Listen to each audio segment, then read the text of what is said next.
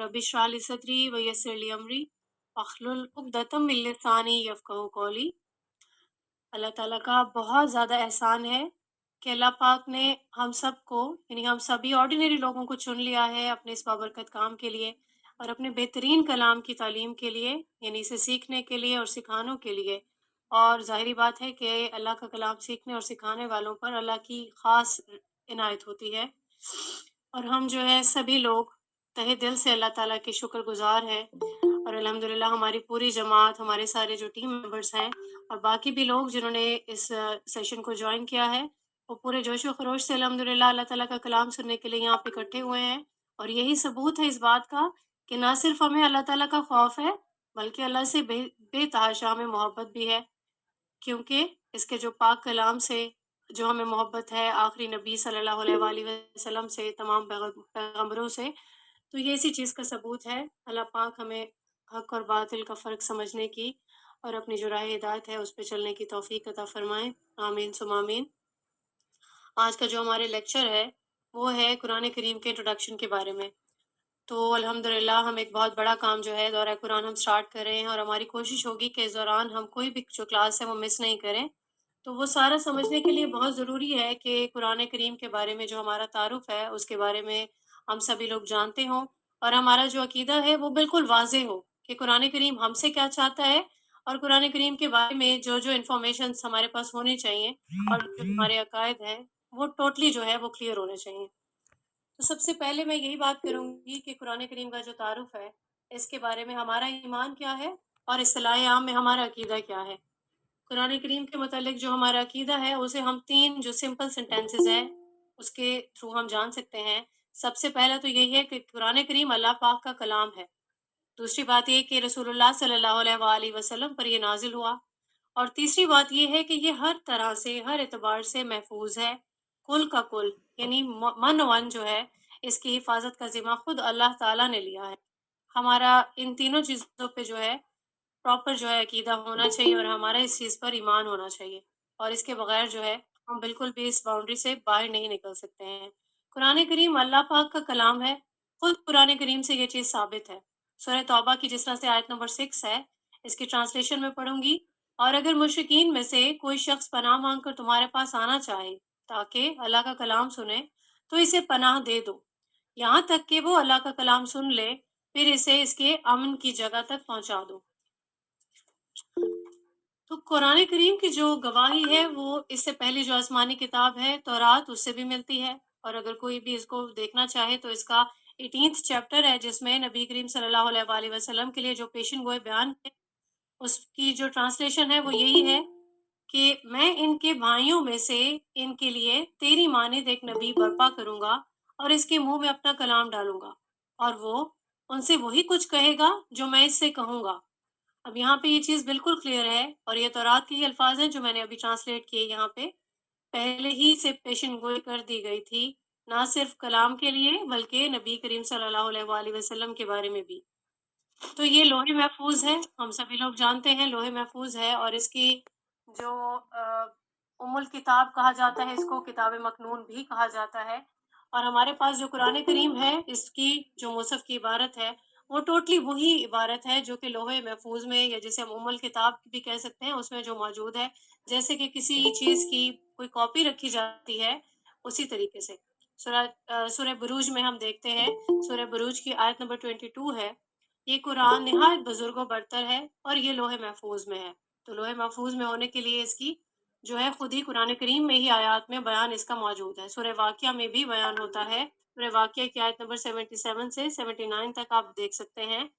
ये तो एक किताब है, बड़ी करीम, बहुत बाइज़्ज़त और एक ऐसी किताब है जो छुपी हुई है, जिसे छू ही नहीं सकते, मगर वही जो बहुत ही पाक कर दिए गए हैं। फिर यही बात सूरह ज़ुख़रुफ़ में भी बयान हुई है। सूरह ज़ुख़रुफ़ की आयत नंबर 4 है। ये तो दर हकीकत असल किताब में हमारे पास महफूज है, बड़ी बुलंद मर्तबा और हिकमत से लबरेज। कलाम इलाही की यहाँ पे जो 3 सूरतें हैं, उसके बारे में हम जानते हैं कि अल्लाह ताला इंसान से किस तरीके से हम कलाम होता है। तो सूरह शूरा में आता है, सूरह शूरा की आयत नंबर 51 में, ये किसी बशर का मकाम नहीं है कि अल्लाह इससे रूबरू बात करे। इस बात اس کی بات یا تو وحی سے یعنی اشارے کے طور پر ہوتی ہے، یا پردے کے پیچھے سے، یا پھر وہ کوئی پیغمبر فرشتہ بھیجتا ہے، اور وہ اس کے حکم سے جو کچھ وہ چاہتا ہے وہی کرتا ہے، یقیناً وہ برتر اور صاحب حکمت ہے۔ قرآن کریم کا جو رسول اللہ صلی اللہ علیہ وآلہ وسلم پر جو نزول ہوا، اس کی بھی دو کیفیتیں ہیں، اس کے بارے میں ہم دیکھ لیتے ہیں، اور ساتھ ہی بنی اسرائیل کی جو صورت ہے اس میں 105 آیت میں جو بیان ہے اس کو ہم دیکھتے ہیں کہ ہم نے اس قرآن کو حق کے ساتھ نازل کیا ہے، اور یہ حق کے ساتھ نازل ہوا ہے۔ تو یہاں پہ جو دو کیفیتیں ہیں وہ کیا ہیں؟ انزال اور تنزیل، دونوں کی معنی ہے بامانی اتارنا، ٹھیک ہے۔ تو اس کا معنی یہی ہے کہ جس طرح سے قرآن کریم کا انزالہ، ینزل، انزالہ، یہ سارے جو ورڈز ہیں یہ قرآن کریم میں یوز ہوئے ہیں، تو میننگز کیا ہیں؟ یعنی کہ کوئی ایسا فعل جو دفتن یا پھر ایک دم سے کر دینا ہوتا ہے، ٹھیک ہے، یا پھر تدریجن، اہتمام سے، توجہ سے یا محنت سے اتارا گیا ہو۔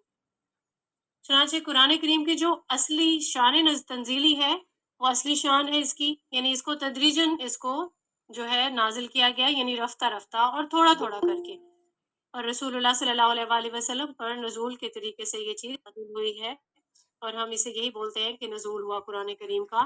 اور یہ چیز جو ہے ہمیں لیلۃ القدر میں اور لیلۃ مبارکہ کے نام سے بھی ہم لوگ پڑھ چکے ہیں اس کو قرآن کریم میں، جب ہم تلاوت کرتے ہیں سورہ قدر میں اور سورہ دخان میں، ٹھیک ہے۔ تو تنزیل کا ورڈ بھی آتا ہے اور انزال کا بھی ورڈ آتا ہے، تو دونوں ہی ورڈ جو ہیں وہ قرآن کریم کے لیے بالکل جو ہے اپروپریٹ ہے۔ تو تنزیل کی حکمت کو ہم دیکھتے ہیں، یعنی تنزیل کا مطلب ہے کہ تھوڑا تھوڑا، گریجولی جو نازل ہوا، ٹھیک ہے۔ اس کی حکمت کیا ہے؟ یہ تھوڑا تھوڑا کر کے نازل کیوں کیا گیا، ایک ہی بار میں یہ کیوں نازل نہ کر دیا گیا؟ تو اس میں دو حکمتیں بھی بیان ہوئی ہیں، یعنی ایک تو یہ کہ شاید اس کا تحمل لوگ نہیں کر سکتے، چنانچہ لوگوں کے تحمل کی خاطر اللہ پاک نے تھوڑا تھوڑا کر کے نازل کیا۔ اور ریزن کیا ہے؟ تاکہ وہ اس کو سمجھیں، اس پہ غور کریں۔ سورہ بنی اسرائیل کی آیت نمبر 106 میں جس طرح سے بیان ہوا ہے، اور ہم نے قرآن کو ٹکڑوں ٹکڑوں میں منقسم کر دیا تاکہ آپ تھوڑا تھوڑا کر کے اور وقفہ وقفہ سے لوگوں کو سناتے رہیں، اور ہم نے اسے بتدریج اتارا۔ تو اس کی جو حکمت ہے اس کو سمجھنے کے لیے ہم بارش کی مثال بھی لے سکتے ہیں، یعنی دونوں مثالیں ہیں۔ بارش ایک تو یا تو موسلا دھار ہو رہی ہوتی ہے، یا وہ جو تھوڑی تھوڑی کر کے ہوتی ہے، اور دونوں کے فوائد جو ہیں وہ بھی ڈفرینٹ ہیں۔ یعنی جو موسلا دھار بارش ہے اوبویسلی وہ ایک بار برس کے اس کا پانی جو ہے وہ اسی ٹائم جو یوٹیلائز ہونا ہوگا وہ ہو جائے گا، لیکن جو تدریجن ہو رہی ہوگی وہ اوبویسلی وہ پینیٹریٹ کرے گی، نیچے جائے گی، مٹی میں بھی، پودوں کو بھی سرایت کرے گی، ٹھیک ہے۔ تو سورہ فرقان میں بھی ایک جو ہے آیت ہے، اس کو بھی ہم دیکھ لیتے ہیں۔ آیت نمبر اس کی آپ 32 دیکھ سکتے ہیں اور 33۔ منکرین کہتے ہیں کہ اس شخص پر سارا قرآن ایک ہی وقت میں کیوں نہ اتار دیا گیا؟ ہاں، ایسا اس لیے کیا گیا ہے کہ اس کو ہم اچھی طرح آپ صلی اللہ علیہ وآلہ وسلم کے ذہن نشین کرتے رہیں، اور اس کو ہم نے بغرض ترتیل تھوڑا تھوڑا کر کے اتارا ہے۔ اور اس میں یہ بھی مصلحت ہے کہ جب کبھی وہ آپ کے سامنے کوئی نرالی بات یا عجیب سوال لے کر آئے، اس کا ٹھیک جواب بر وقت ہم آپ کو دے دیا، اور بہترین طریقے سے یہ بات کھول دی، ٹھیک ہے۔ اس سے مجھے پورا آئیڈیا ہے کہ آپ کو ایک چیز بہت اچھے سے انڈرسٹینڈ ہو گئی ہوگی۔ قرآن کریم کا جو زمانہ نزول ہے اور عرض نزول ہے، اس کے بارے میں ہم دیکھتے ہیں کہ جو زمانہ نزول ہے وہ 610 سے 623 ہجری تک، یعنی کہ ٹوٹل اس کے جو 22 برس ہیں اس پر یہ مشتمل ہے۔ قرآن کریم جو گریجولی نزول ہوتا رہا قرآن کریم کا، اور ہم تک پہنچتا رہا رسول اللہ صلی اللہ علیہ وآلہ وسلم کے تھرو۔ تو امریکی حساب سے اگر دیکھیں گے تو یہ 23 برس بنیں گے، 40 عام الفیل سے 40 سال، ٹھیک ہے۔ تو جو 12 سال قبل ہجرت ہے اور 11 ہجری سال جو ہے، یہ مل کر کتنے بنتے ہیں؟ یہ 23 قمری سال بنیں گے، جس کے دوران قرآن کریم تنزیل ہوا، تھوڑا تھوڑا کر کے نازل ہوا۔ اور پھر اس کا عرض نزول دیکھتے ہیں کہ پورے کا پورا جو قرآن ہے وہ حجاز میں نازل ہوا، کیونکہ آغاز وحی کے بعد رسول اللہ صلی اللہ علیہ وآلہ وسلم کا کوئی بھی سفر جو ہے وہ حجاز سے باہر ثابت نہیں ہے۔ آغاز وحی سے قبل جو ہے آپ صلی اللہ علیہ وآلہ وسلم نے بہت سارے سفر کیے، یعنی ہم لوگ اسے دیکھ سکتے ہیں کہ سورہ قریش میں کہ جو کہ تجارت تھا پیشہ سارے ہی قریش کا، سارے ہی جو عرب کے جو لوگ تھے، تو جب یمن میں بھی ان کے سفر ہوتے تھے اور شام کی سائڈ پہ بھی ہوتے تھے، کیونکہ فلسطین کا جو علاقہ ہے وہ ٹھنڈا ہے، یمن جو ہے تھوڑا گرم ہے، تو اسی مناسبت سے یہ لوگ سفر کیا کرتے تھے اپنے تجارتی سفر کی حیثیت سے۔ تو قرآن کریم کی جو محفوظیت ہے اس کے حوالے سے یہ بھی ہمارا اعتقاد ہے کہ قرآن کریم لوح محفوظ میں جیسے موجود ہے ہمارے پاس بھی بالکل وہی کاپی ہے، اور یہ من و عن پورے کا پورا یعنی کل کا کل یہ محفوظ ہے، اس میں کوئی کمی بیشی ہو ہی نہیں سکتی، نہ ہی کوئی کمی بیشی ہوئی ہے، نہ ہی کوئی تحریف ہوئی ہے، نہ کوئی تبدیلی ہوئی ہے، اور یہ ہو بھی نہیں سکتی۔ اس بات پہ اگر کوئی بھی یہ کوئی بھی دلیل لے کے آئے گا تو وہ ٹوٹلی جو ہے اس کا یوں سمجھ لیں کہ اس کا عقیدہ قرآن کریم کے عقیدے کے خلاف ہے، اور وہ بالکل نہیں، اس کے جو کانسیپٹس ہیں کلیئر نہیں ہیں قرآن کریم سے، کیونکہ خود ہی گواہی مل جاتی ہے اس میں۔ سورہ قیامہ میں ہم دیکھ سکتے ہیں، سورہ قیامہ کی آیت نمبر 16 میں اور آیت نمبر 17 بھی، رسول اللہ صلی اللہ علیہ وآلہ وسلم کو اللہ تعالیٰ نے عذرائے شفقت فرمایا، آپ اس قرآن کو یاد کرنے کے لیے اپنی زبان کو تیزی سے حرکت نہ دیں، اس کو یاد کرا دینا اور پڑھوا دینا ہمارے ذمہ ہے۔ میننگ کیا ہے اس کا؟ آپ صلی اللہ علیہ وآلہ وسلم کوئی بھی مشقت نہیں جھیلیں، یہ ذمہ داری ہماری ہے کہ ہم اسے آپ صلی اللہ علیہ وآلہ وسلم کے سینہ مبارک کے اندر جمع کر دیں گے اور اس کی ترتیب قائم کر دیں گے، اس کو پڑھوا دیں گے، ٹھیک ہے؟ تو یہ چیز جو ہے بہت ہی شفقت سے اللہ پاک نے اپنے رسول اللہ صلی اللہ علیہ وآلہ وسلم کو فرمائی کہ اس کے لیے آپ کو ٹینشن لینے کی کوئی بھی ضرورت نہیں ہے۔ اسی طریقے سے آیت نمبر 19 میں آتا ہے، پھر اگر آپ کو کسی چیز میں ابہام محسوس ہو اور وضاحت کی ضرورت ہو تو اس کی توضیح اور تدوین بھی ہمارے ذمہ ہے۔ تو یہاں پہ پوری طریقے سے ثابت ہو جاتی ہے یہ بات کہ یہ ساری ذمہ داری اللہ تعالیٰ نے خود اپنے اوپر ہی لے لی ہے۔ اگر ان آیات قرآن مجید کی آیت مانتا ہے تو اس کو پھر پورے کا پورا ماننا پڑے گا کہ یہ قرآن کریم جمع ہے، اس کا کوئی بھی حصہ ضائع نہیں ہوا، اور یہی بات سورہ حجر کی آیت نمبر 9 میں بھی موجود ہے، ہم نے ہی اس ذکر کو نازل کیا ہے اور ہم ہی اس کی حفاظت کرنے والے ہیں۔ تو یہاں پہ ہمارا کانسیپٹ جو ہے قرآن کریم کی آیات سے ہی کلیئر ہو جاتا ہے۔ آگے کی طرف چلتے ہیں ہم، اس کا چیپٹر 2 ہے جو ہے قرآن کریم کی زبان کے بارے میں ہے۔ ہم سب جانتے ہیں کہ عربی زبان میں قرآن کریم ہم پہ جو ہے ہم تک پہنچا ہے، رسول اللہ صلی اللہ علیہ وآلہ وسلم پہ جو نازل ہوا ہے سارا قرآن عربی زبان میں ہے۔ یہ ایک بہت ہی صاف اور کھلی زبان ہے اور ایک واضح زبان ہے۔ سورہ زخرف کے آغاز میں ہی ارشاد ہوتا ہے، حامیم والکتاب المبین، یعنی قسم ہے اس واضح کتاب کی، ہم نے اسے قرآن عربی بنایا تاکہ تم سمجھ سکو۔ اور یہی بات سورہ یوسف میں بھی بیان ہوئی ہے، وہ یہ کہ یہ اس کتاب کی آیات ہیں جو اپنا مدعا صاف صاف بیان کرتی ہیں، ہم نے اسے نازل کیا ہے قرآن بنا کر عربی زبان میں تاکہ تم سمجھ سکو۔ سورہ شورہ میں بھی آتا ہے، آیت نمبر 198 میں، صاف صاف عربی زبان میں نازل کیا گیا۔ سیم اسی طریقے سے سورہ زمر میں یہ آتا ہے 28 آیت میں، ایسا قرآن جو عربی زبان میں ہے جس میں کوئی ٹیڑھ نہیں ہے تاکہ وہ بچ کر چلے۔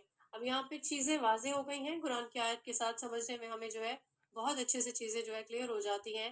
بہت ہی جامع زبان ہے عربی، اور صاف ستھری زبان ہے، کوئی کجی نہیں ہے، کوئی ٹیڑھ نہیں ہے، اونچ نیچ نہیں ہے، سلیس زبان ہے، اور جو ہے شستہ ہے، صاف ستھری اور واضح، یعنی کہ کہیں بھی کوئی پہلیاں بجھوانے والا کوئی انداز نہیں ہے۔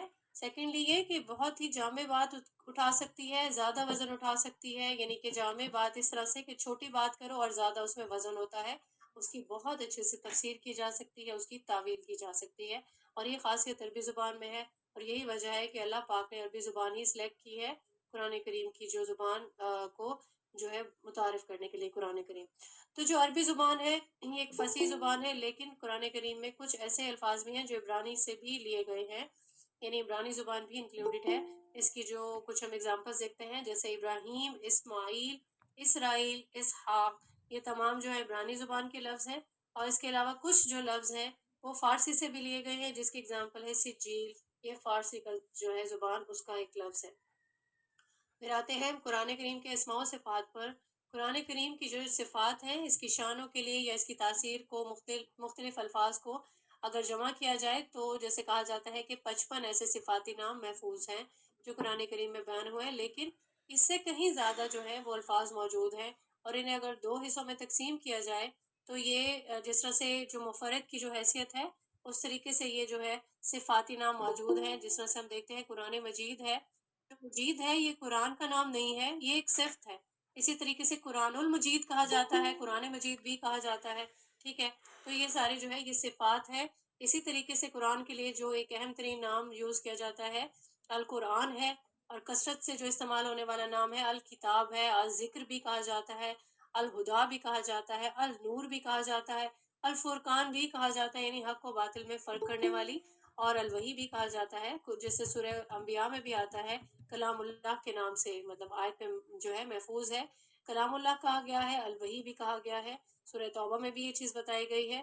چنانچہ قرآن کریم کی شانوں کے لیے اور صفات کے لیے اور بھی اسی طریقے سے جو ہے نام آتے ہیں، جیسے کہ سورہ واقعہ میں کریم بتایا گیا ہے، سورہ یاسین میں ہم جانتے ہیں الحکیم بتایا گیا ہے، اور اسی طریقے سے سورہ حجر میں بتایا گیا ہے العظیم، اور مجید اور المجید جو ہے سورہ بروج میں بتایا گیا ہے، والقرآن المجید سورہ قاف میں بیان کیا گیا ہے، سورہ زخرف میں اسے مبین کہا گیا ہے، اور سورہ یونس میں رحمہ کہا گیا ہے۔ اسی طریقے سے اور بھی بہت ساری اگزامپل جو ہے موجود ہیں، جس طرح سے ہمارے اللہ پاک کے بھی جس طرح صفاتی نام ہے، 99 صفاتی نام ہم جانتے ہیں کہ اللہ پاک کے ہیں، اور اسی طریقے سے رسول اللہ صلی اللہ علیہ وآلہ وسلم کے بھی بہت سارے نام ہیں، صفاتی نام، جس طرح سے ہم کہتے ہیں کہ آپ صلی اللہ علیہ وآلہ وسلم بشیر بھی ہیں، نذیر بھی ہیں، ہادی بھی ہیں، معلم بھی ہیں۔ تو اسی طریقے سے قرآن مجید کے بھی اسماء و صفات جو ہے وہ قرآن کریم میں موجود ہیں۔ آگے بڑھتے ہیں، قرآن کریم کا جو اسلوب کلام ہے اس کے بارے میں بات کرتے ہیں، جو بہت ہی امپورٹنٹ ہے۔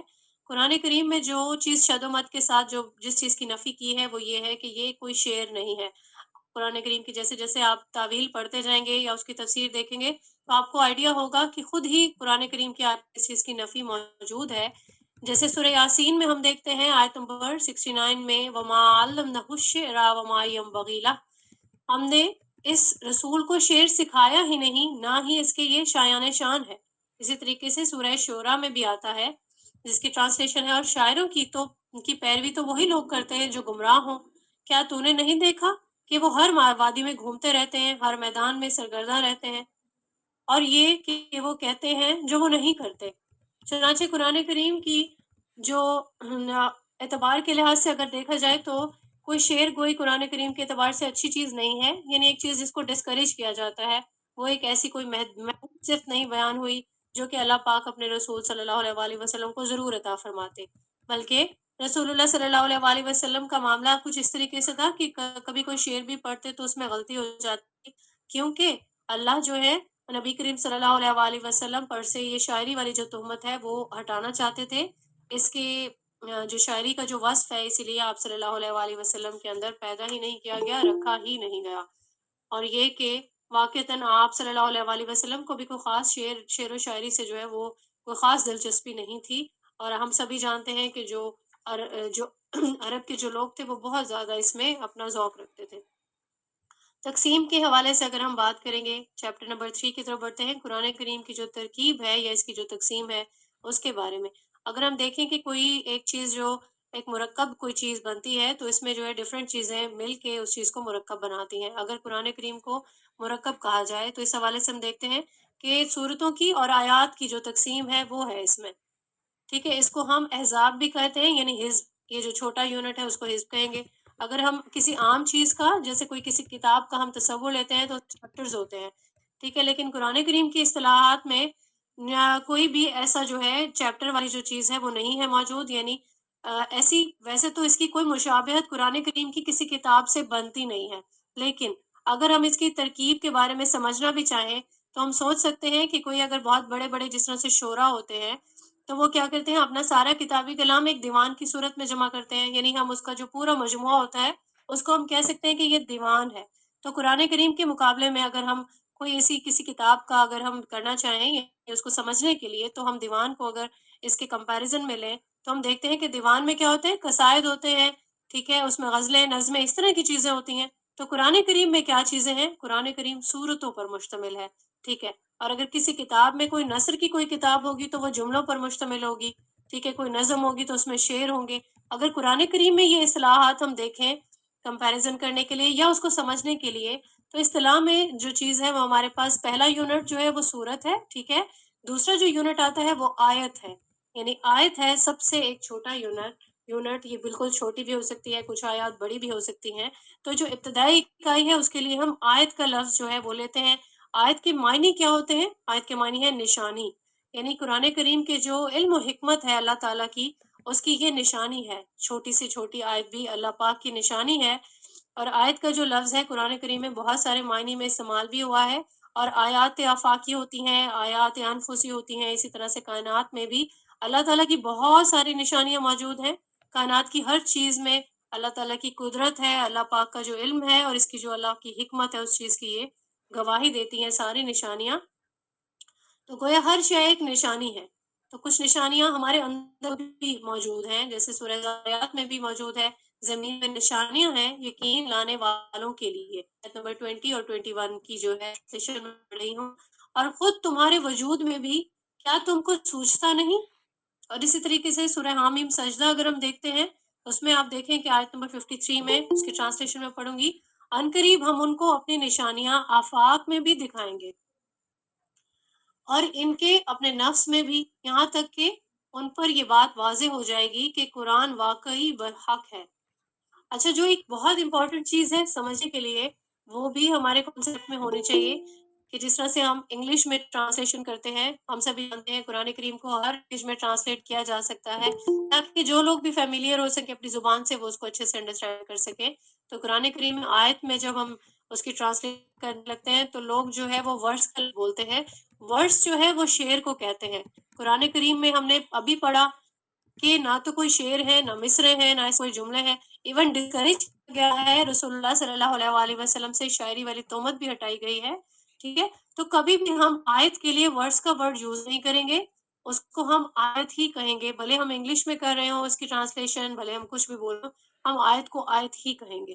ٹھیک ہے، آیات کی جو تھوڑی سی ہم اس کی بھی ہم دیکھ لیتے ہیں کہ کچھ آیات بہت طویل بھی ہوتی ہیں. لائک آیت الکرسی کو ہم دیکھتے ہیں، بہت ایک جو ہے لمبی آیت ہے، 10 جملے تقریباً اس میں بنتے ہیں. ٹھیک ہے، ایک لمبی آیت بھی ہو سکتی ہے اور اسی طریقے سے چھوٹی آیات بھی ہیں، جیسے حروف مقطعات ہیں، الف لام میم ہم دیکھتے ہیں، اور حامیم ہم دیکھتے ہیں، یہ بھی آیت ہے. ان کو آیت کے طور پہ ہی لیں گے تو یوں سمجھ لیں کہ چھوٹی سے چھوٹی آیت بھی یہ جو ہے اس کو ہم آیت ہی کنسیڈر کرتے ہیں. ایون ان کو ہم اکٹھا بھی نہیں پڑھ سکتے کیونکہ یہ یوں سمجھ لیں کہ یہ حروف تہجی ہیں، جیسے حروف تہجی کے الفاظ کو الگ الگ پڑھتے ہیں. یہی وجہ ہے کہ ان کو علیحدہ علیحدہ پڑھا جاتا ہے، اور یہی وجہ ہے کہ ان کو ہم حروف مقطعات کہا جاتا ہے. ان کو تو یہ توڑ توڑ کر پڑھے جانے والے لفظ ہیں.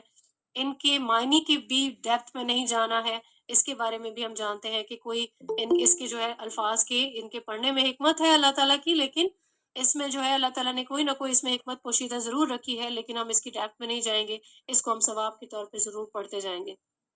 پھر اس کے بعد دیکھتے ہیں آیات کی تقسیم کے بارے میں. ہم دیکھتے ہیں کہ آیات جو ہیں وہ 6000 سے زائد ہیں. ہم سبھی لوگ اس کے بارے میں جانتے ہیں کہ 6000 سے زائد ہیں، لیکن کیونکہ اس کی تقسیم کے لیے سبھی کے کانسیپٹ جو ہے وہ ویری کر سکتے ہیں، تو اختلاف اس بات کا آتا ہے کہ کچھ لوگ کہتے ہیں کم و بیش اس کی 6216 آیت ہے، بعض کے نزدیک جو ہے 6000 اس کی 236 کے نزدیک اس کی جو آیات ہے، اور کچھ کہتے ہیں کہ 6666 جو ہے اس کی آیات ہے. اس کا جو ہے ریزن کیا ہے؟ ریزن یہ ہے، اس میں جو ہے بسم اللہ کا فرق آ جاتا ہے. کبھی کبھار جو ہے کچھ جو ہے جو اس کی تقسیم کرنے کے لیے کچھ لوگوں نے بسم اللہ کو انکلیوڈ کیا، اور قرآن کریم میں ہم جانتے ہیں کہ جس طرح سے 114 صورتوں کی تعداد ہے تو 113 بار تو بسم اللہ آئی ہے، اور صرف سورۃ توبہ ہے ایسی سورت جس کے شروع میں بسم اللہ نہیں آتی. تو یہ ریزن صرف جو تھوڑا بہت اس میں ڈفرینس آ رہا ہے وہ یہی فرق آتا ہے کہ ایک بسم اللہ کچھ میں انکلیوڈ ہوئی ہے. ٹھیک ہے، کچھ کی کنٹریبیوشن انہوں نے بسم اللہ کی اپنی آیات کی تقسیم میں کیا ہے اور کچھ نے نہیں کیا. تو اس فرق کی ہم اس میں جو ہے اختلاف کی طرف ہم نہیں جائیں گے، نہ ہی آیات کی تقسیم کے بارے میں، بلکہ ہم اس کی تقسیم اس طرح سے دیکھتے ہیں کہ صحابہ کے دور میں قرآن کریم کی تقسیم کس طرح سے ہوئی تھی، اس کو جو ہے ہم کیا کہیں گے اس کے بارے میں ہم دیکھتے ہیں کہ ایک تقسیم جو دور صحابہ سے ملتی ہے وہ 7 کی تقسیم ہے. ہم اکثر قرآن کریم کی جب تلاوت کر رہے ہوتے ہیں نیچے ہم دیکھتے ہیں منزل ایک ورڈ لکھا ہوا آ رہا ہوتا ہے نا، یعنی پہلی منزل، دوسری منزل. ٹھیک ہے، تو کچھ لوگ اس سے فیملیئر ہوں گے. ہم دیکھتے ہیں کہ اس کی ہسٹری کیا تھی. جو یہ صورتوں کی جو گروپنگ ہے اس کو احزاب کہتے ہیں، یعنی حزب کا ورڈ ملتا ہے نا حدیث سے. ٹھیک ہے، تو ہر شخص جو ہے اس دور میں اپنے لیے تلاوت کی جو ایک مقدار ہے اس کو معین کر لیتا تھا. تو اتنی مقدار میں وہ ڈیسائیڈ کرتا تھا کہ میں ہر روز اس کو جو ہے تلاوت کروں گا قرآن کریم کے اتنے حصے کو. یہ دور ہے اس وقت جب حضرت عمر بن خطاب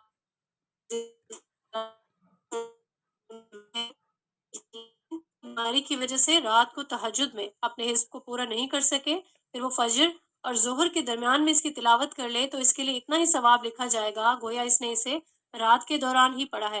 یعنی کہ صحابہ کی رسول اللہ صلی اللہ علیہ وآلہ وسلم سے انہوں نے یہی سیکھا کہ تہجد کے دوران جو ہے پورے قرآن پاک کو وہ لوگ سبھی جو صحابہ ہیں جو ہمارے، وہ یہ کرتے تھے کہ اپنے جو قرآن کریم کا ڈیسائیڈڈ پورشن تھا اس کی تلاوت کر لیا کرتے تھے۔ اگر کوئی اس دوران نہیں پڑھتا، ہو سکتا ہے کہ کبھی وہ بہت کوئی ٹائرڈ ہو، کوئی بیماری کی وجہ سے نہیں اس کو پورا پڑھ سکا، ٹھیک ہے، تہجد میں نہیں جاگ سکا، یا کچھ بھی کوئی بھی ریزن ہو سکتی ہے، تو وہ کیا کرتے ہیں، وہ پھر اس جو حصہ ان کا پینڈنگ ہوتا ہے، جو ریمیننگ پورشن ہوتا ہے، وہ دن میں پڑھ لیا کرتے تھے، تو اللہ تعالیٰ اس کے لیے اتنا ہی ثواب لکھتے تھے، یعنی جو چیزوں نہیں جو پڑھ سکتا تھا ان کے لیے۔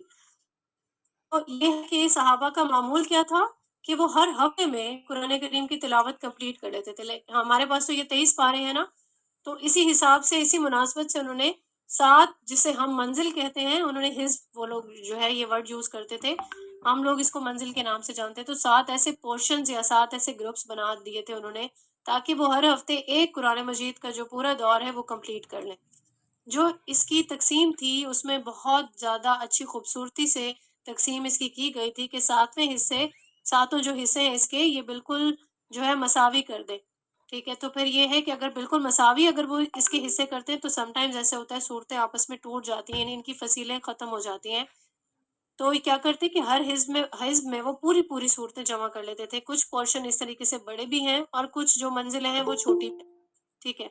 تو اس کے اندر یہاں پہ ہم دیکھ لیتے ہیں، پہلا جو اس کا منزل ہے، پہلی منزل کے میں 3 صورتیں آ جاتی ہیں، سورہ بقرہ، سورہ آل عمران اور سورہ نساء، اور اس کے بعد جو اگلی 5 صورتیں ہیں وہ ہے دوسری منزل میں، پھر تیسری منزل میں 7 صورتیں رکھی گئی، 9 رکھی گئی، پانچویں 11 صورتیں رکھی گئی، چھٹی منزل میں 13 رکھی گئی، اور 7ویں جو منزل ہے وہ اس کو حزب مفصل بھی کہا جاتا ہے، کیونکہ وہ آخری منزل ہے اور اس میں صورتوں کی تعداد بھی زیادہ ہے، اور ریزن یہ بھی ہے کہ آخری جو ہمارے پارے ہیں ان میں چھوٹی چھوٹی صورتیں ہیں۔ اس کے بعد آتی ہے ہمارے پاس رکوع کی یا پاروں کی تقسیم۔ تو صورتوں کی جو پہلی تقسیم ہے وہ رکوع پر مشتمل ہے، یہ تقسیم دور صحابہ رضی اللہ تعالیٰ عنہ اور دور نبی میں موجود نہیں تھی، ٹھیک ہے۔ تو رکوع کی جو تقسیم ہے وہ بڑی صورتوں کی صورت میں کی گئی ہے، تقریباً جو ہے 35 صورتیں ایسی ہیں جو ایک ہی رکوع پر مشتمل ہیں۔ یہ تقسیم ہے حجاج بن یوسف کے زمانے کی، یعنی تابعین کے دور میں یہ تقسیم کی گئی، اور یہ اس طرح سے نظر آتا ہے کہ جیسے اس طرح سے تقسیم کی گئی کہ کوئی مضمون کوئی سٹارٹ ہو رہا ہے تو وہاں سے یہ سٹارٹ ہوتا ہے، جہاں پہ مضمون اینڈ ہو رہا ہے وہاں پہ رکوع کر لیا، اور کوشش کی گئی کہ اس پہ بات جو ہے، پوری بات جو ہے وہ ٹوٹے نہیں، پوری بات کمپلیٹ ہو جائے تو وہاں پہ رکوع رکھ لیا گیا۔ پھر اس کے بعد آتی ہے پاروں کی تقسیم۔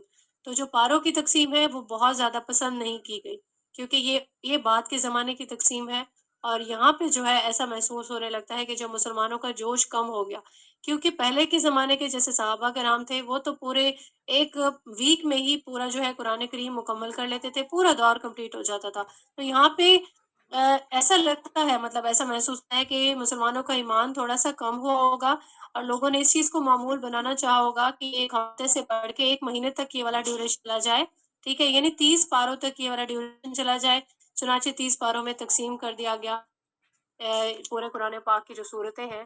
اور اس کو جو ہے پسند کیوں نہیں کیا گیا، اس لیے کیونکہ صورتوں کی جو تقسیم ہے وہ کہیں پہ بھی ختم ہو جاتی ہے، اگلی صورت مطلب صورت ختم نہیں ہوتی اور فصیل ٹوٹ جاتی ہے، اس لیے یہی ایک ریزن ہے جس کی وجہ سے اس کو بہت زیادہ پسند نہیں کیا گیا، لیکن بہرحال یہ بھی ایک تقسیم ہے جس کو ہمیں فالو کرنا ہم سبھی کا جو ہے فرض ہے۔ پھر اس کے بعد جو ہے ترتیبی نزولی اور جو مصحف کا جو ترتیب ہے اس کا اختلاف ہم دیکھتے ہیں۔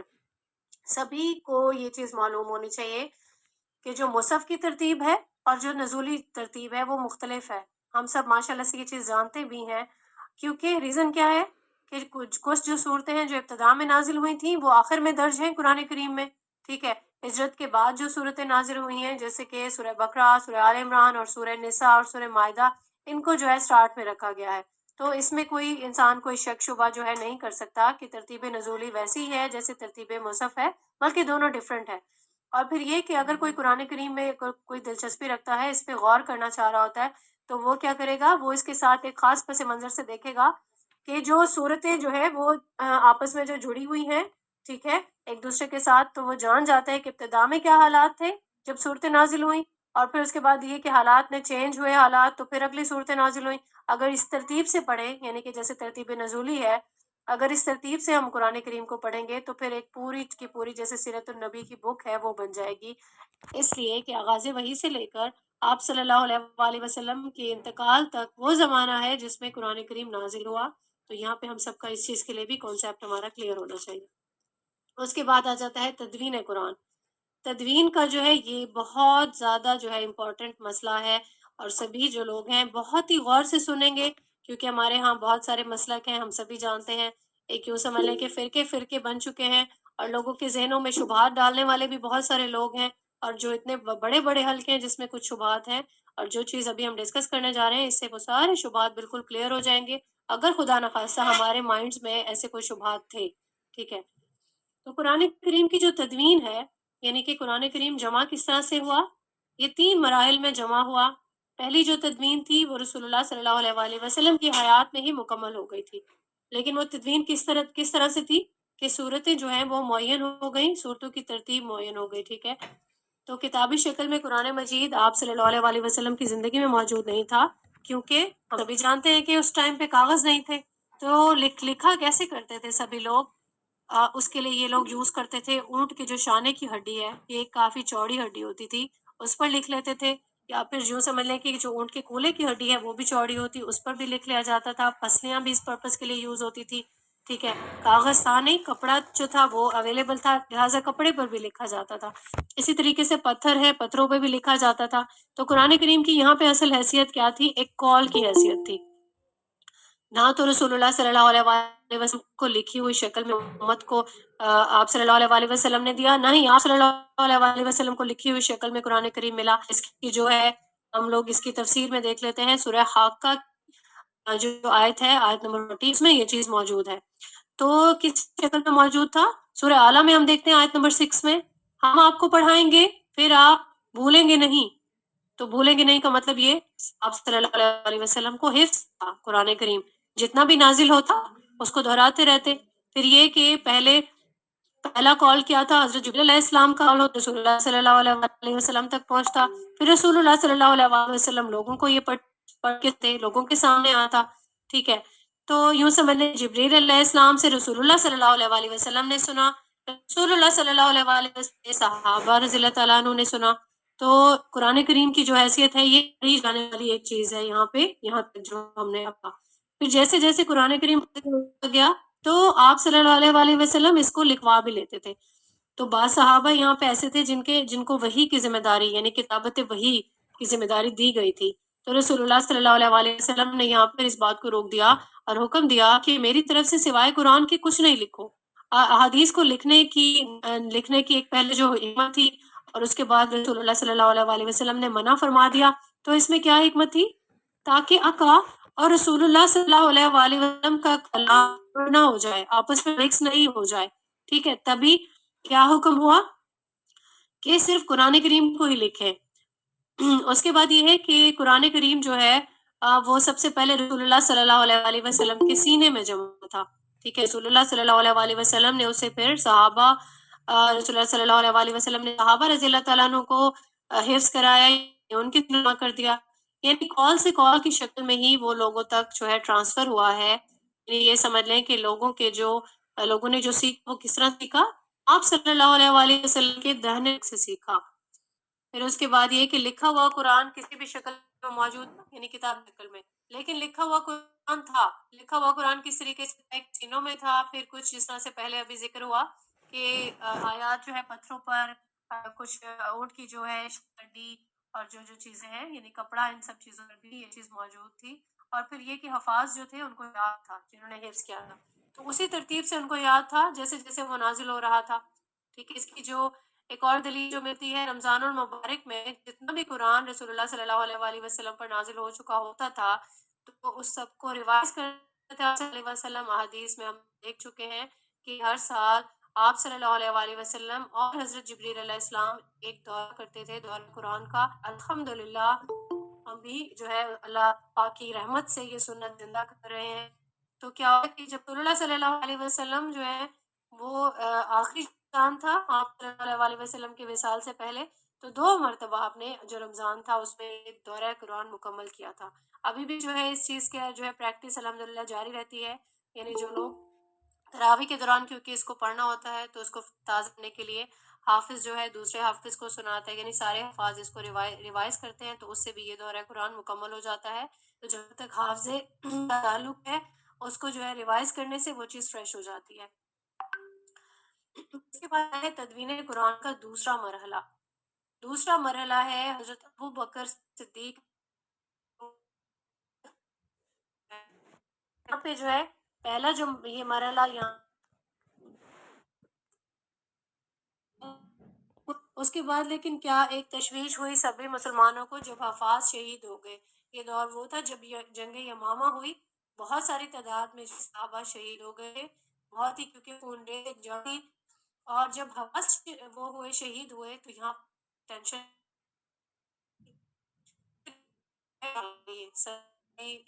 تاکہ اسے مستفید ہو جائے، کہ بہت سارے حفاظ شہید ہو گئے تھے۔ تو یہ خیال جو ہے سب سے پہلے کس کے ذہن میں آیا؟ حضرت عمر فاروق رضی اللہ تعالیٰ عنہ کے دل میں آیا۔ پھر انہوں نے یہ چیز ڈسکس کی، فرمایا کہ رسول اللہ صلی اللہ علیہ وسلم نے جو کام اپنے ہاتھ سے نہیں کیا وہ میں کس طرح سے کروں۔ لیکن اس کے بعد جو ہے پاک نے ان کے سینے کو بھی کشادہ کیا، اور نے جو ہے میل کی ذمہ حضرت زید بن ثابت پر ڈالی، جو آپ صلی اللہ علیہ وسلم کے زمانے میں کاتب وحی تھے۔ ان چیزوں حضرت بکر صدیق ان کی پریکٹس میں تھی لکھنے والا کام۔ چنانچہ یہاں پر ایک کمیٹی تشکیل ہوئی، خاص تھے جو پہلے بھی کتابت کرتے تھے وحی کی، ٹھیک ہے، تو ان سب کو جمع کیا گیا، اور پھر ان میں حضرت زید بن ثابت رضی اللہ عنہ تھے، وہ بہت معروف تھے اور وہ بھی موجود تھے۔ تو پھر جو یہ کمیٹی تھی ان سب نے مل کے، اب جیسے اس کے بھی پاس قرآن حکیم کا جو بھی لکھی ہوئی شکل میں جو چیز موجود تھی وہ ان سے لے لیا، اور پھر جو ہے حفاظ جو تھے ان کی جو ہے وہ موصول ہوئی۔ پھر اس طریقے سے عہد صدیقی میں قرآن کریم کو ایک کتاب کی شکل دے دی گئی، اور یہ کہ قرآن کریم کی جو ہے تدوین ہے، رسول اللہ صلی اللہ علیہ وسلم کا جب انتقال ہوا تو یہ 2 سال کے اندر اندر یہ چیز مکمل ہو گئی تھی۔ اور یہ ہے کہ جب حضرت ابوبکر صدیق رضی اللہ تعالیٰ عنہ کے عہد خلافت تھا، وہ کل جو ہے وہ 2.25 برس کا ہے، یعنی یوں سمجھ لیں کہ حضرت ابوبکر صدیق کے عہد خلافت میں یہ چیز مکمل ہو چکی تھی۔ اور پھر یہ ہے کہ اس دوران ایک اور چیز بھی میرے غور آیا کہ نام کیا رکھا تھا، یعنی فارم میں، ایک جلد کی فارم میں تو جمع ہو گیا نا قرآن کریم، پھر اس کے نام کا ایک مسئلہ آیا تو بہت سارے تجاویز سامنے آئے۔ ایک تجویز یہ آئی کہ اس کو بھی ہم انجیل کا نام دے دیتے ہیں، پھر اس کے بعد ایک اور جو ہے تجویز آئی کہ اس کو صفر کا نام دے دیتے ہیں، کیونکہ اس کے معنی ہے روشنی، ٹھیک ہے، روشنی دینے والی یا ہدایت سے بھی اس مراد دیا جاتا ہے۔ تو جو رات کی جو کتاب ہے اس میں بھی یہ لفظ جو ہے یہ آیا ہے کافی مرتبہ، تو یہی وجہ ہے، اور اس کی جمع اسفار ہے، ٹھیک ہے، تو یہ لفظ قرآن کریم میں بھی آیا ہے۔ پھر اس کے بعد حضرت عبداللہ بن مسعود رضی اللہ تعالیٰ عنہ نے ایک تجویز پیش کی کہ اس کا مصحف ہونا چاہیے، کہ ان کا حفظہ آنا جانا ہوتا تھا تو وہاں کے لوگ بھی ایک کتاب استعمال کرتے تھے اور اسے وہ مصحف کہتے تھے، ٹھیک ہے، تو مصحف کے جو لفظ ہے اس پر اجماع ہو گیا۔ چنانچہ قرآن کریم کے لیے حضرت ابوبکر کی عہد خلافت میں ہی ان کی حضرت عبداللہ بن مسعود کی تجویز پر ہی مصحف اس کا نام رکھ دیا گیا، اور لوگوں کا اجماع تھا۔ اور یہ دوسرے مرحلے کی، ٹھیک ہے، اب تک ہم نے دوسرا مرحلہ۔ پھر ایک چیز آئی، یہ چیز سامنے آئی، اس طرح سے تلاوت کرتے تھے سبھی لوگ، تو جیسے حدیث میں آتا ہے کہ قرآن کریم 7 حروف پڑھا، عربوں کی جو زبان لیکن وہ مختلف ہے، الفاظ کا جو لہجہ ہے وہ بھی مختلف ہے، کوئی بھی بولی ہو تو اس میں جو ہے لہجے اور الفاظ ہو جائے، یہاں تک سبھی لوگوں کو اجازت تھی کہ سب لوگ جو ہے وہ اپنے لہجے کے اندر اندر قرآن کریم کو پڑھ لیا کریں، تاکہ کوئی مشقت کی ضرورت کسی کو پڑے اور اپنے لہجے نہیں بدلے۔ پھر یہ ہے کہ جہاں پہ سب لوگ مختلف لہجے سے سبھی لوگ پڑھنے لگے تو لفظی فرق آنے لگے۔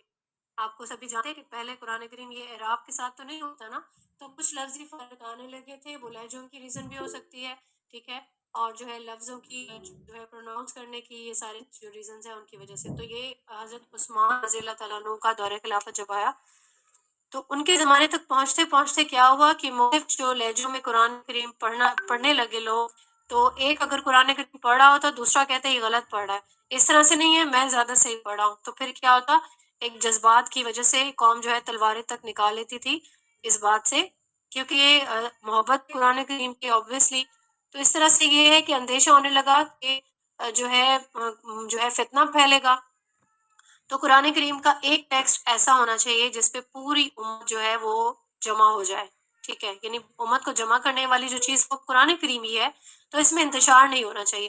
چنانچہ حضرت عثمان رضی اللہ تعالیٰ عنہ نے صحابہ کرام سے رضی اللہ تعالیٰ عنہ سے مشورہ کیا کہ قرآن کریم کا ایک ٹیکسٹ تیار کیا جائے جس کو انہوں نے رسم کا ورڈ یوز کیا، جیسے ہم رسم الخط کا استعمال کرتے ہیں نا، یعنی ہم حروف تہجی میں پڑھے ہوتے ہیں الف بے تھے، لیکن عربی میں اگر ہم پڑھیں گے تو ہم الف با اس طرح سے پڑھیں، اس کو پھر اسی طریقے سے رسم الخط کا جو ہے نام دیا جاتا ہے۔ تو حضرت عثمان رضی اللہ تعالیٰ عنہ نے رسم الخط اور ایک ٹیکسٹ پر قرآن کریم کو جمع کیا۔ اب یہ پوری ترتیب سبھی لوگوں کو یاد ہونی چاہیے۔ کیا ہوا، تدوین کس طریقے سے ہوئی؟ آپ صلی اللہ علیہ وآلہ وسلم کے زمانے میں اس کو جمع کر لیا گیا، اور پھر یہ کہ تب تک سب کو حفظ تھا۔ دوسرا مرحلہ کیا ہوا کہ پریشانی ہوئی کہ بہت سارے حافظ جو ہیں، حفاظ جو ہیں وہ شہید ہو گئے ہیں، تو ایک جو ہے تشویش پیدا ہوئی کہ قرآن کریم بھول نہیں جائے کہ کسی کو اس میں کوئی فرق نہیں آ جائے کچھ بھی، تو یہاں پہ جمع کرنے کے لیے کتاب کی فارم میں جو جمع کیا جائے وہ حضرت ابوبکر کا رضی اللہ تعالیٰ عنہ کا عہد خلافت تھا۔ اس کے بعد لہجے میں تبدیلی آنے لگی، تو یہ ڈر تھا کہ کہیں جو چیز کلام الہی جس طرح سے ہے اس میں کوئی فرق نہیں آ جائے پڑھنے کے تلاوت کے معاملے میں۔ پھر یہ جو ہے حضرت عمر عثمان رضی اللہ عنہ تھا، اس زمانے میں یہ چیز ترتیب دی گئی۔ تو یہ ہے پھر کیا ہوا کہ ایک قرآن کریم کا ٹیکسٹ تیار ہوا، اور پھر جو ہے قرآن کی جو رسم الخط تھا وہ معین ہوا، اور جو ہے ایک ٹیکسٹ پر جو ہے رسم عثمانی کے مطابق جو ہے وہ قرآن کریم کو لکھا گیا۔ اب بہت ساری جلدیں جو ہے، یہ بھی بہت بڑا کا نام ہے، بہت ساری جلدیں تیار کی گئیں، کچھ روایت کے مطابق 5 جلدیں تیار کی گئیں، اور کچھ میں جو ہے 7 جلدیں تیار کی آفیشیل ورژن کے طور پر۔ پھر اس کے بعد مدینے میں رکھا گیا، پھر کچھ جو نقلیں ہیں وہ مکہ میں بھیجی گئیں، ٹھیک ہے، اور اس کے بعد کیا ہے دمشق میں، یمن، بحرین میں، اور اس کے بعد جو بصرہ ہے وہاں پہ بھیجی گئی۔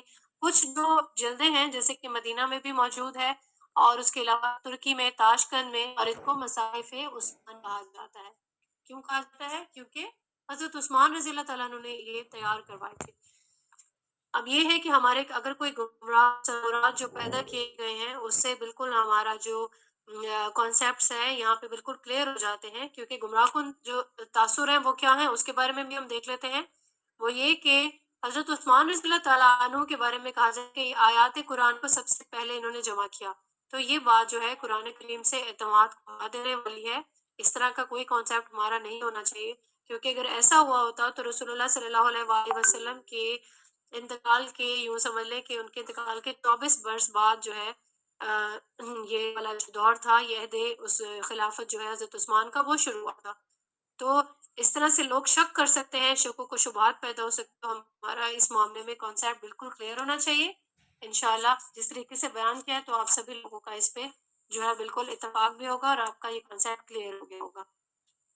پھر ہم دیکھتے ہیں قرآن کریم کا جو موضوع ہے وہ کیا ہے۔ تو سمجھ والی بات کیا ہے کہ یہ قرآن کریم کا موضوع انسانیت ہے، ٹھیک، انسان کے بارے میں ہے، انسان کی اناٹمی یا اس کی فزیولوجی کے بارے میں نہیں، کہ انسان کی ہدایت کے لیے ہے۔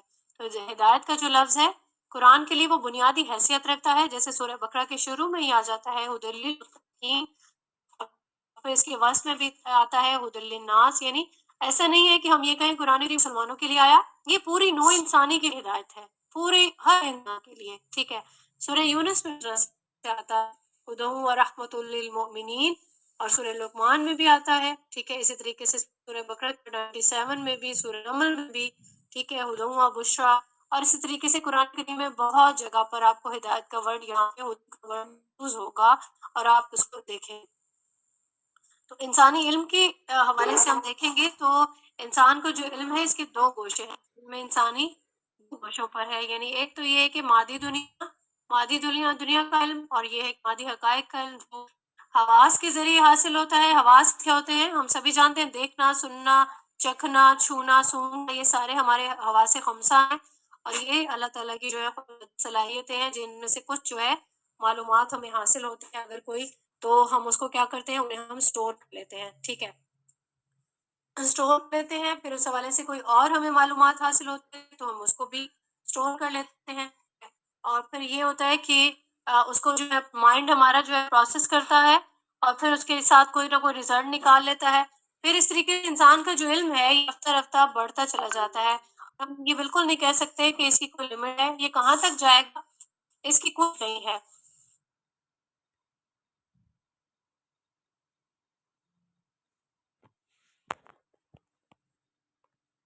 میں جو ہے ہم یہ دیکھتے ہیں کہ 100 سال پہلے کا جو انسان تھا وہ بالکل تصور نہیں کر سکتا تھا کہ انسانی علم کہاں تک پہنچے گا۔ ہم جانتے ہیں کہ جو ہے حضرت آدم علیہ السلام کو کیا علم ملا تھا؟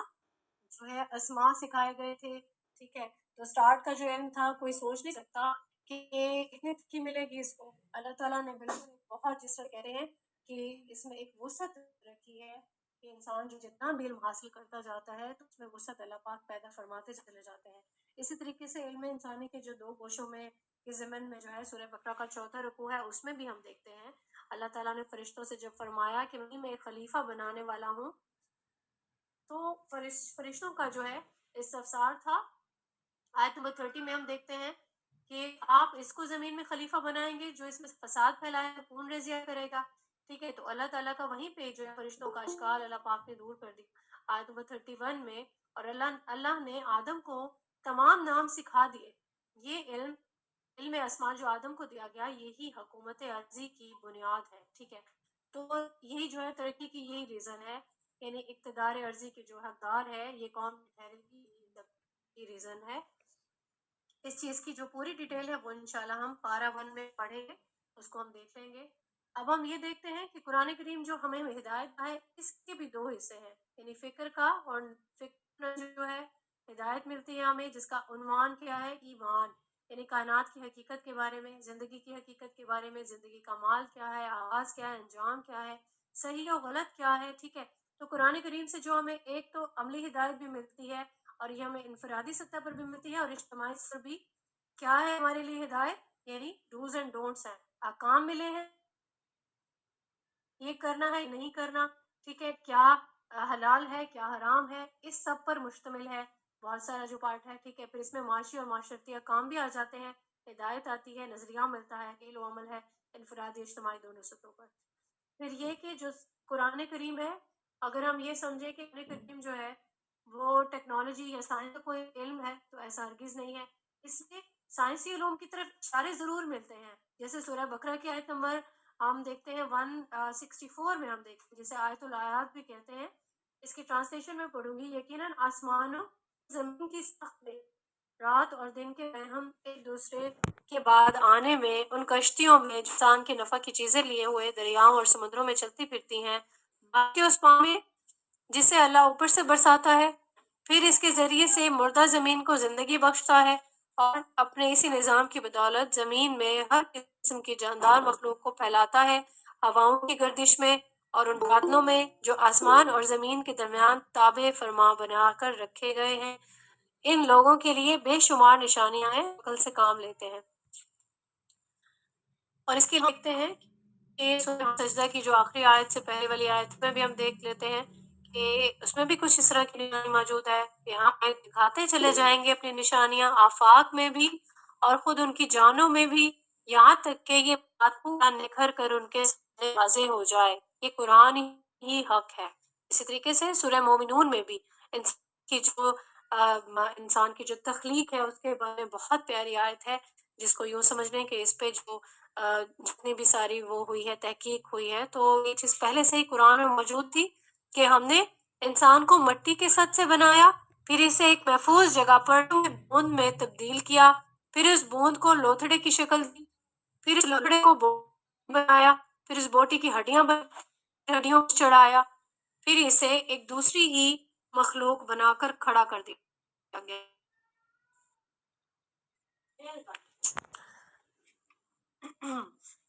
کریں گے کہ انسان کی فطرت میں جو حقائق موجود ہیں، ٹھیک ہے، اس کی جو قرآن کریم کا جو اسلوب استدلال ہے، یعنی کہ وہ منطقی نہیں ہے، فطری ہے، فطرت پر جو ہے مشتمل ہے۔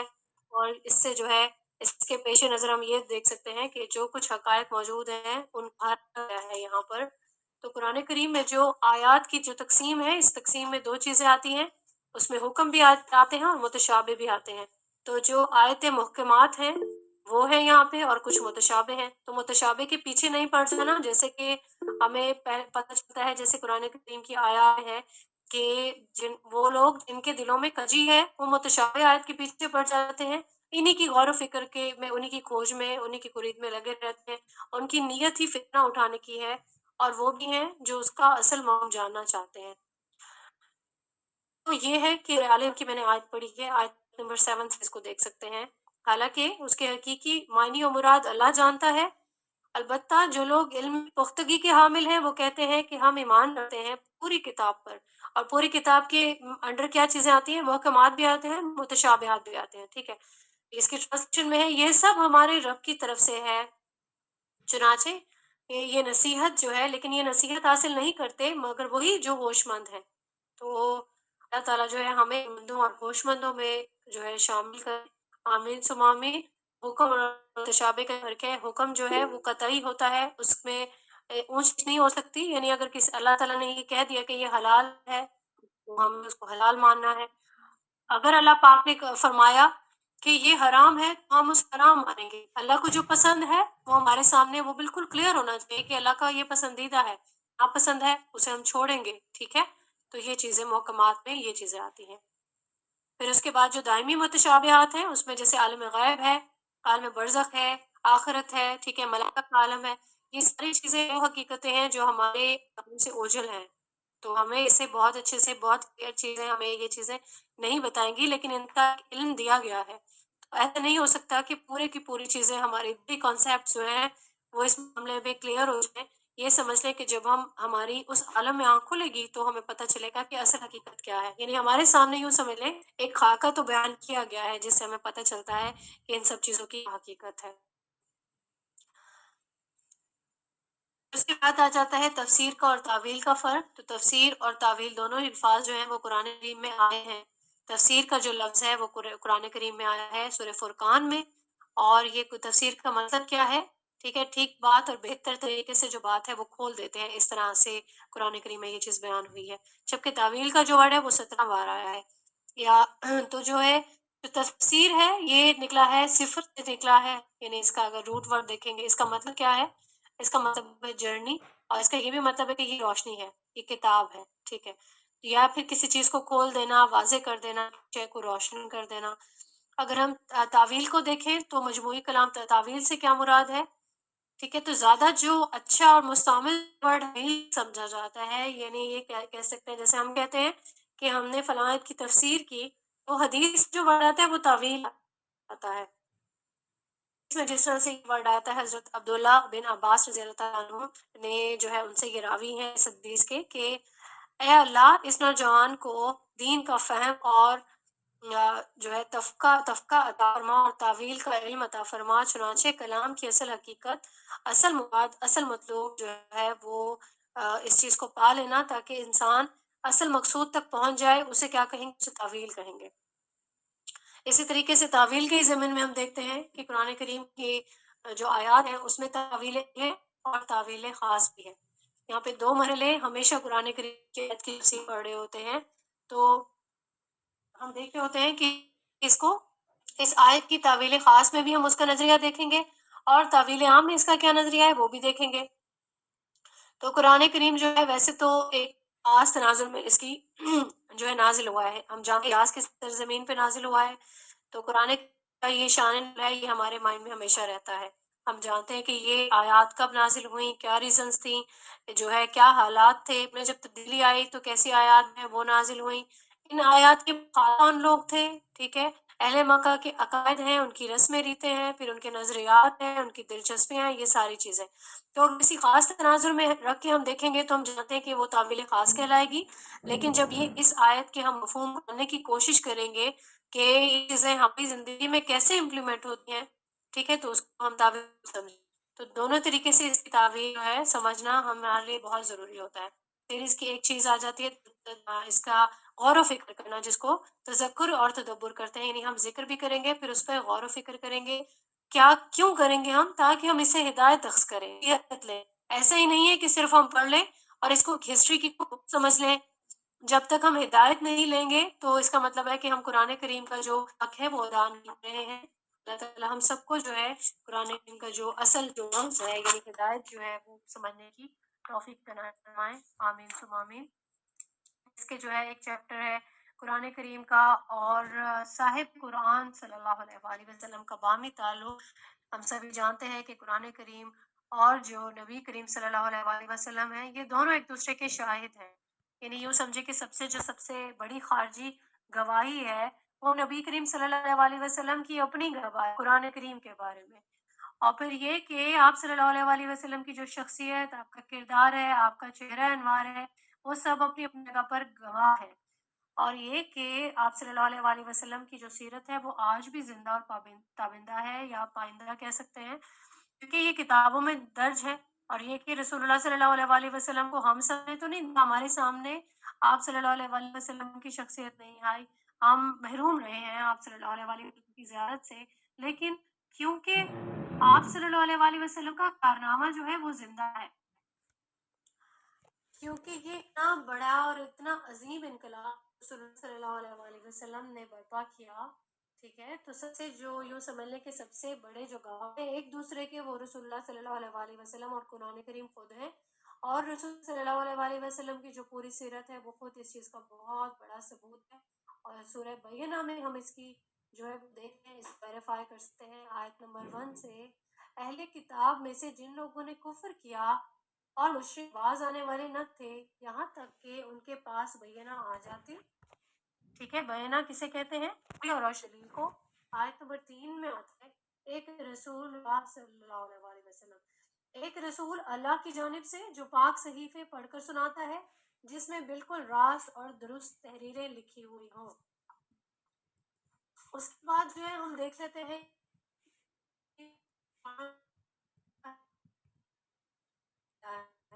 حبل سے مراد ہے ایک رسی، جس طرح سورہ اللہ میں ہم پڑھ چکے ہیں، حبلوں میں مسد یعنی مونج کی بٹی ہوئی رسی، تو کسی شے سے جڑنے کے لیے، یعنی کسی شے سے کوئی تعلق قائم کرنے کے لیے یا کسی ایک دوسرے سے جوڑنے کے لیے، یہ ایک جو ہے یہ لفظ اس طرح سے بولا جاتا ہے کہ ایک مناسبت دی جاتی ہے کہ یہ ایک رسی کی مانند ہے، عہد، قول و قرار اور میثاق، یعنی کہ یہ چیزیں وہ ہیں جو دو کو آپس میں باندھ جوڑ دیتے ہیں۔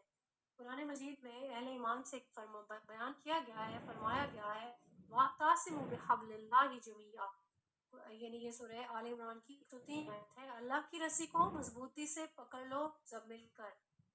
تو حبل اللہ کیا ہے؟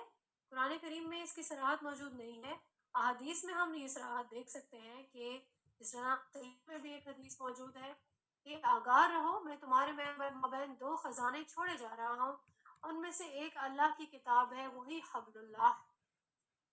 تو قرآن کریم کو رسی کس اعتبار سے کہا گیا ہے؟ ہم اس کے بارے میں دیکھتے ہیں، اس کے 2 پہلو ہو سکتے ہیں، ایک تو یہ کہ بندہ اس رسی کے ذریعے تعالیٰ سے جوڑتا ہے، یہ ہمیں اللہ سے جوڑنے والی ہے۔ آپ اللہ سے تعلق کے لیے، اللہ سے کیا تعلق ہو سکتا ہے؟ اس کے 2 کنڈیشن ہو سکتے ہیں، تعلق مع اللہ اور تقرب اللہ۔ دونوں اصطلاحیں کیا ہیں؟ اللہ تعالیٰ کے ساتھ تعلق کے لیے ہیں۔ تعلق کے معنی کیا ہے؟ لٹک جانا، یعنی الگ ہے، لٹکی ہوئی کو کہتے ہیں۔ تو تعلق مع اللہ کا مطلب ہے، اس کا مفہوم کیا ہے؟ اللہ لٹک جانا، چمٹ جانا، جڑ جانا۔ اسی طرح تقرب اللہ کا کیا مطلب ہے؟ اللہ سے قریب تر ہونے۔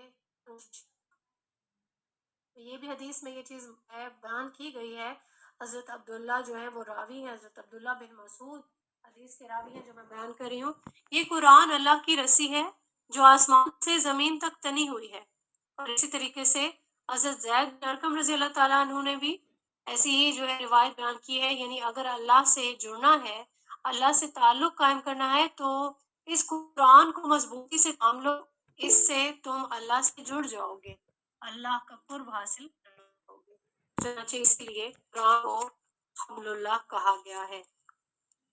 سب سے جو آخری بیان ہے وہ یہ ہے کہ مسلمانوں پر قرآن مجید کے حقوق کیا ہیں۔ اب تک جتنی بھی چیزیں ہم نے پڑھی، ہم نے قرآن کریم کا پورا جو تعارف ہے وہ حاصل کیا ہے۔ اب یہ کہ جو کچھ ہم پڑھ چکے ہیں، اس کا جو عملی نتیجہ ہے وہ کیا ہم پہ کوئی ذمہ داری بھی عائد ہوتی ہے قرآن کریم کے بارے میں ہم دیکھ لیتے ہیں کہ کیا ذمہ داری ہے ہماری۔ قرآن کے کچھ حقوق ہیں، اس 5 میں ڈیوائڈ کیا جا سکتا ہے۔ وہ کیا کیا حقوق ہیں جو ہمیں ادا کرنے ہیں؟ نمبر پہ آتا ہے قرآن کریم کو ایسے مانیں جیسے کہ اسے ماننے کا حق ہے، یعنی اس پر ایمان بھی لائیں اور اس کی تعظیم بھی کریں۔ دوسرا ہے اسے پڑھیں جیسے کہ اسے پڑھنے کا حق ہے، تلاوت و ترتیل آتی ہے اس میں۔ اسے سمجھیں جیسے کہ اسے سمجھنے کا حق ہے، ہم نے پڑھا کہ قرآن کریم کو تذکر اور تدبر دونوں ذکر بھی کریں اور اس پر غور و فکر بھی کریں، اور پھر یہ آتا ہے کہ اس پہ عمل کریں، جیسے کہ اسے عمل کرنے کا حق ہے، صرف تلاوت ہی نہیں کرتے رہنا، احکام کے بارے میں صرف جان پہچان ہی نہیں کرنی، بلکہ عمل بھی کرنا ہے، جو حکم ہوئے اس پہ ہم نے سر بجا لانا ہے اپنا، ٹھیک ہے، حکم جو ہے وہ ضرور ماننا ہے۔ پھر اس کے بعد آتا ہے پانچواں، قرآن کو دوسروں تک پہنچانا، اسے پھیلانا اور عام کرنا، یعنی کہ قرآن کریم کی تبلیغ کرنا۔ تو قرآن کریم کے جو حقوق ہیں، ہماری جو اصل حیثیت ہے وہ یہ ہے کہ ہم یہ حقوق ادا کریں۔ اگر ہم ان حقوق کو جو بیان ہوئے ان کو ادا نہیں کرتے، اس کا مطلب کیا ہے؟ ہم قرآن کریم کو ترک کر رہے ہیں، معاذ اللہ۔ سورہ فرقان میں رسول اللہ صلی اللہ علیہ وآلہ وسلم کی ایک فریاد جو ہے وہ نبی ہے، نمبر 30 میں دیکھ سکتے ہیں، اور پیغمبر کہے گا کہ اے میرے رب، میری قوم نے اس قرآن کو توڑ رکھا تھا۔ اگر ہم اس آیت کی تفسیر دیکھتے ہیں تو یہاں کو کافروں کو جو ہے اس کو مخاطب کیا گیا ہے، تاہم قرآن کی تصدیق نہیں کرتا، اس پہ کوئی تدبر نہیں کرتا، اس پہ اگر کوئی عمل نہیں کرتا، تلاوت نہیں کرتا، اس کی جو قرات ہے اس پہ توجہ نہیں کرتا، یعنی کہ دوسری لغویات اور حقیر چیزوں کی طرف متوجہ رہتا ہے، اس کی طرف سے اپنی توجہ ہٹا لیتا ہے، یہ تمام جو صورتیں ہیں یہ درجہ بدرجہ ہمیں اسی کیٹیگری میں شامل کر دیتی ہیں کہ ہم نے اس کو ترک کر دیا، ٹھیک ہے۔ تو بحیثیت مسلمان ہم سب پر قرآن کریم کے جو حقوق عائد ہوئے ہیں، اگر ہم انہیں ادا نہیں کر رہے تو رسول اللہ صلی اللہ علیہ وسلم کے اس قول کا اور فریاد کا اطلاق ہم پر بھی ہوگا۔ کس کا؟ کون سا قول؟ جو ہم نے ابھی پڑھا سورہ فرقان کی، کہ پیغمبر کہے گا اے میرے رب، میری قوم نے اس قرآن کو چھوڑ رکھا تھا۔ تو ہم چاہیں گے کہ رسول اللہ صلی اللہ علیہ وآلہ وسلم اللہ کی بارگاہ میں ہمارے خلاف مدعی کی حیثیت سے کھڑے ہوں؟ اسی آیت کو لے کے علامہ اقبال نے بھی ایک شعر لکھا ہے، شعر تو میں نہیں پڑھوں گی، اس کی نثر آپ کے سامنے رکھوں گی، کہ اے مسلمان، تیری ذلت اور رسوائی کا اصل سبب تو یہ ہے کہ تو قرآن سے دور ہو گیا ہے اور بے تعلق ہو گیا ہے، لیکن تو اپنی اس زبوں حالی پر الزام جو ہے وہ گردش زمانہ کو دے رہا ہے۔ ایسا ہی ہے نا، تو ہم بھی یہی کرتے ہیں، قرآن سے ہدایت سے ہم دور ہیں، لیکن ہم دوسری چیزوں کو دوش دیتے رہتے ہیں کہ یہ چیز آڑے آ گئی، یہ چیز ہو گئی، وہ چیز ہو گئی، تو یہ ہماری لیک ایکسکیوزز ہیں۔ قرآن کریم میں جو 2 مقامات آتے ہیں ایسے کہ قرآن کریم کے حقوق ادا نہ کرنے والے کو جو ہے قرآن کی تکذیب قرار دیا گیا ہے، ٹھیک ہے، یعنی قرآن کریم پر ہم ایمان رکھتے ہیں، صرف زبانی نہیں رکھنا ہے، ہم اس کی تصدیق کرنی ہے اور اس کے حقوق کی ادائیگی بھی کرنی ہے، اور اگر ہم ایسا نہیں کریں تو در حقیقت ہم قرآن کریم کو جھٹلا رہے ہیں۔ سابقہ امت ہے یہود، ہم جانتے ہیں سابقہ امتیں جو ہیں وہ ملعون ہیں، اور ہم یہود جانتے ہیں۔ سورہ جمعہ کی آیت ہے، آیت نمبر 5، اس کی آپ ٹرانسلیشن دیکھیں، بہت ہی جس طرح سے کہتے ہیں ایسے الفاظ ہیں جس پہ ہمیں بہت احتساب کرنے کی ضرورت ہے۔ ٹرانسلیشن میں پڑھوں گی، مثال ان لوگوں کی جو حامل تورات بنائے گئے، پھر انہوں نے اس ذمہ داریوں کو قبول نہ کیا، اس گدھے کی سے جو کتابوں کا بوجھ اٹھائے ہوئے ہے، بری مثال ہے قوم کی جس نے اللہ کی آیات کو جھٹلایا، اور اللہ ایسے ظالموں کو ہدایت نہیں دیتا۔ کیسی ہے یہ آیت کہ اسے پڑھنے کے بعد ہمیں اپنا احتساب کرنا چاہیے، ہمیں بھی کانپنا چاہیے، لرزنا چاہیے کہ خدا نہ خواستہ ہمارا شمار بھی ان لوگوں میں ہو جائے۔ اسی طریقے سے سورہ واقعہ کی 3 رکوع کی جو آیات ہیں، آیت نمبر 75 سے اگر آپ سٹارٹ کریں، ٹرانسلیشن میں پڑھوں گی، بس نہیں، میں قسم کھاتا ہوں تاروں کے مواقع کی، اور اگر تم سمجھو تو یہ بہت بڑی قسم ہے کہ یہ ایک بلند پایا قرآن ہے، ایک محفوظ کتاب میں ثبت، جس کو مطہرین کے سوا کوئی چھو نہیں سکتا، یہ رب العالمین کا نازل کردہ ہے۔ پھر کیا اس کلام کے ساتھ تم بے حیائی برتتے ہو، اور اس نعمت میں اپنا حصہ تم نے یہ ہے اسے جھٹلاتے ہو؟ تو اس قرآن کی جو عظمت ہے وہ یہی ہے کہ یہ ایک عظیم کتاب ہے، اور اس کے بارے میں ہماری یہ سستی کہ ناقدری کریں اس کی یا کسل مندی کریں، تو اس کا مطلب یہ ہے کہ ہم اسے جھٹلا رہے ہیں، اور ہم نے جو ہے اپنا نصیب بنا لیا اسے کہ ہم اسے تکذیب کریں اس کی۔ تو تکذیب کی کیا معنی ہے؟ تکذیب کے معنی یہ ہے کہ قرآن کریم کا انکار کیا ہے، اسے کلام نہ مانا جائے۔ تو ہمارا سب کا یہی فرض بنتا ہے کہ کلام الہی کی جو ذمہ داریاں ہیں ان کو ہم نے ادا کرنا ہے، اور اللہ تعالیٰ ہمیں جو اوپر بیان ہوا انجام ہے اس سے اللہ پاک ہمیں محفوظ رکھے کہ ہم بھی ایسے لوگوں میں شامل ہو جائیں۔ آمین ثم آمین۔ اللہ پاک جو ہے ہم سب کو قرآن کریم کے حقوق جو ہے ان کو ادا کرنے کی پوری توفیق عطا فرمائے۔